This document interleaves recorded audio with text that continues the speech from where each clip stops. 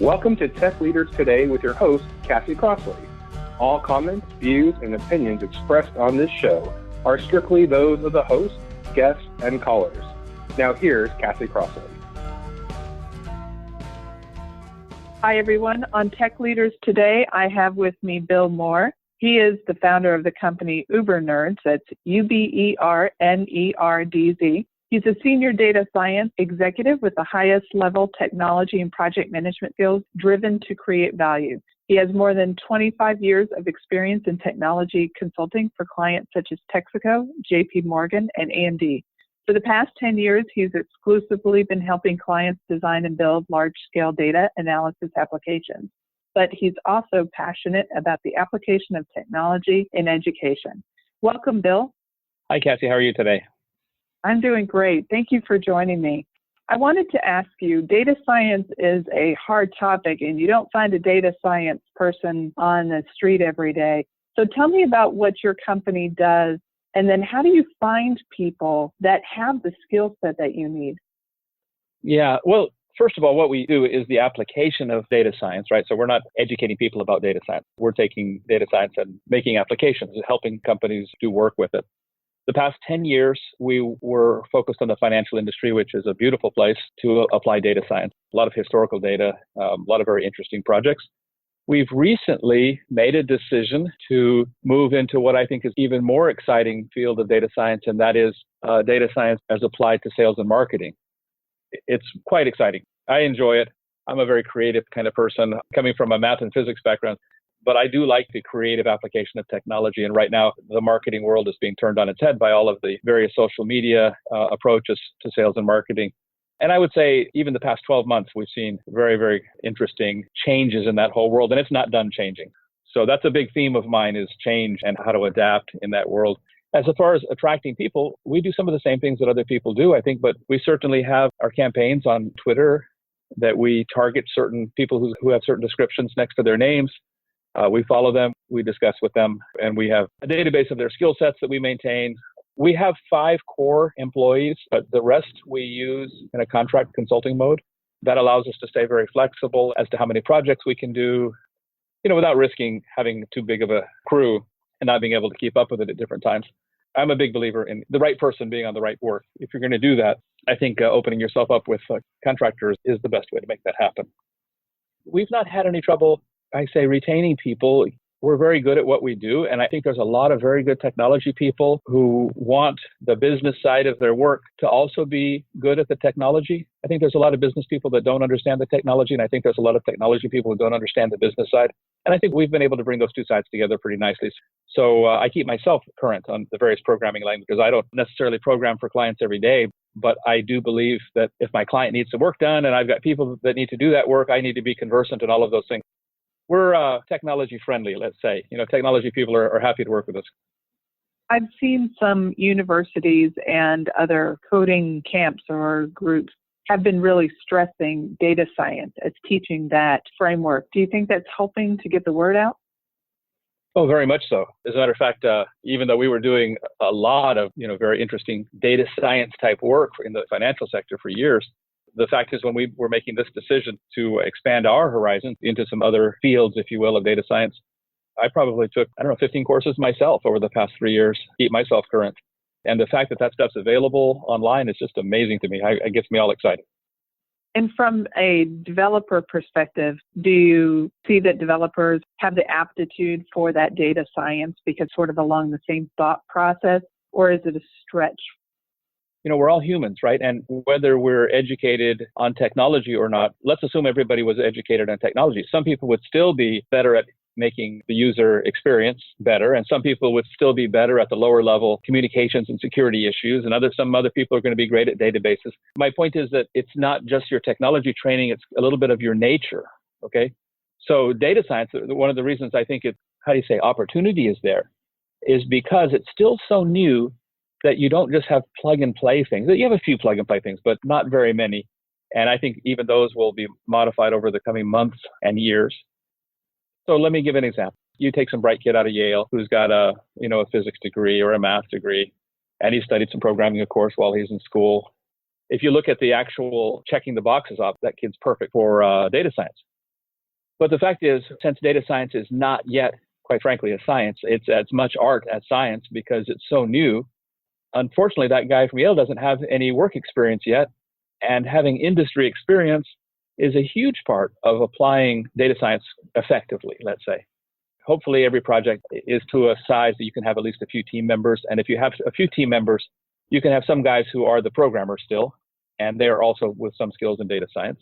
You can have some guys that are the older, more creative, experienced guys who can take a look not just at the technology, but also at the needs on the industry that you're looking at and make some reasonable attempt at applying data science there. You have to always be willing to change. You have to always be willing to learn and recognize when something isn't right and modify that. But that's what data science is all about, in effect. I mean, data science is about making good decisions. Answer to your question, Cassie, data science lends itself directly to technology, but we're all humans. And I think some people are going to be the leaders on the data science for a while because of other things, not just their technology, because of experience, because of aptitude, because of a number of other things. Some of the educational things, the more mathematical, statistically inclined things that are independent of, the various computer technologies also make it better.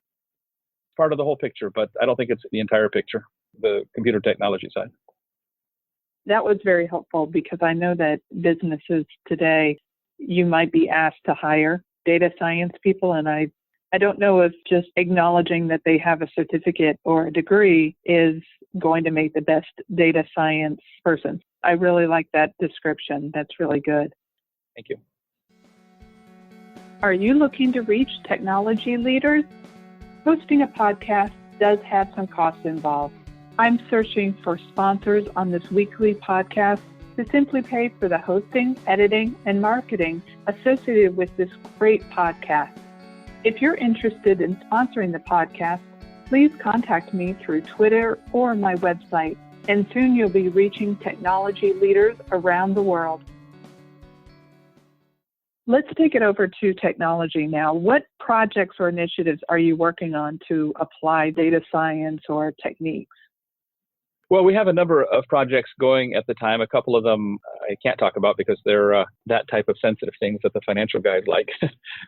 But one I would like to mention is something called AlphaDog Fast Trading, which sounds like it's a financial application, but in fact, it's a game that I think can help somebody learn to trade. But my goal of it was a little deeper. The thing is, if we think about learning, okay, obviously there's so many different learning models out there, and there's so many great educators who are all trying to apply this new world that we live in with the internet and technology to education. I think that's wonderful. But when we're looking at those technologies and then trying to put data science on top of it, it becomes very fascinating. So because we've been in the financial business for so long, we certainly have a lot of intellectual property and a lot of data and just a lot of things that can be applied in this world. But the thing that I was trying to do here is to create a game that's just so fun that people will play it and not even realize that we're helping them learn some particular things. In particular, the thing I'm talking about here is, I'm going to call it decision making, but it might even be called statistical decision making. Many people don't have the math skills to go out and write a program, like a data scientist might have, right? To go write a program to do trading or to recognize scenarios. But almost all of us, with practice, can develop an intuitive sense for things. The idea is that people eventually, if you do something enough times, like policemen do and firemen do and other types of fields, you get a statistical feel for what's right to do. What decisions should you be making? If you had all of the data in the world, you could put an actual number on that stuff. But for better or worse, that's not how the world works. We're collecting data as we're going along in life, right? And we're saying, well, I just did this, and this worked. That must be good, right? Or I just did this, and that didn't work. That must not be good. The fact is that making those decisions is a very complex thing, and it is easy, temptingly simple, in fact, to evaluate decisions based on how well they worked out. There's a book called Fooled by Randomness by Nassim Taleb. He later elaborated on that in a book called The Black Swan, which I think became fairly famous. But the fact is, just because something worked out and did well doesn't mean it was your best decision. I mean, there's randomness in all of these things. And just because something didn't work out doesn't mean it wasn't your best decision. So having one or two data points in that scenario doesn't really help you. Our thinking was, how do we create a learn by doing environment? All learn by doing environments for educational purposes have to have three things, right? They have to be realistic, they have to have immediate and correct feedback, and they have to be repeatable. In this situation, the reality comes from the fact that we're using actual market data for the trading, and we're using actual order types that you would use in trading. So it's very realistic. The only thing that's not realistic, which I think for an educational purpose is actually better, is it's accelerated. You do a full day of trading in only 4 minutes. I mean, the whole idea of getting your 10,000 hours in, right, to become an expert at something. Well, if you're doing it in real life, 10,000 hours is a long time, but here we can take it down to 1/15 of that time. Now, it remains to be seen if it's as effective as the 10,000 hours in a normal market period. But the fact is, it's totally realistic and it's fast. The place where we spent the most time was on the second one, the immediate and correct feedback, because if somebody makes a decision that doesn't work out in the game, and your immediate feedback is that you lost and you're fixed a little bank account here, you feel like you must have done something wrong. At the end of the game, when the game is finished, we have a statistics page which shows how you did on this same trading day compared to other people with that same trading day. The point is, what if this particular trading day was just simply a day where everything was contrary, right? Where everything that seemed like it should work doesn't work. And you're not the only one that's going to lose money on that day. Practically everybody will lose money on that day. And then the idea in that situation would be, did you lose less than they did? Okay. So by taking a look at the actual data of how everybody did on those days, you get a better sense of the feedback. The average player on this day lost $100 and you only lost $25. Guess what? That puts you in the superior trader level. Even though you lost money, you're getting feedback that tells you you performed better than the group of people that have traded on the same day. I believe the data science side allows us to give the correct feedback and not just the simple feedback of, oh, I made money or I lost money. It actually is going to give you feedback to tell you how you performed relative to everybody else. But as long as you're paying attention and trying, I believe we can build inside of a person that statistical intuition, and that is going to make you a better decision maker for life. You are going to be able to look at these situations and say, I feel like this is a place where I should go long or I should go short. And in fact, 70% of the time you might be right and 30% of the time you're going to be wrong. And yet you're going to be getting feedback that helps you reinforce the good decisions anyway. Reinforcing good decisions is a non-trivial problem, and I think that data science helps us solve that. We're already trying to apply some of the thinking that we're learning from this game into some of our clients' work that we're doing with the sales and marketing side. Now, again, it's not so clean as in the game, because with the game, we have 10 million different trading days that we can play in the game. And you don't have that much clear data in the digital marketing and digital sales yet. But we are getting data and feedback in real time, and we are attempting then to try to learn from that and try to make adjustments to the work for the client in real time, basically. So we're trying to apply some of those same decision-making things that we learned from the game to some real-life scenarios, and I believe that we're going to find a lot more scenarios that we can apply these techniques to. So if you take the example of learning and comparing yourself against others, do you show the optimal route? Because let's take a series of runners. But until you put them against Usain Bolt on the track, even if these were top tier, you don't know the difference. How do you target for that continuous improvement other than practice? Like you said, we don't know who the Usain Bolt is yet, right? When people are coming on there. I would like to say that once we have 400,000 people playing the game or something, that all of those numbers will be very precise.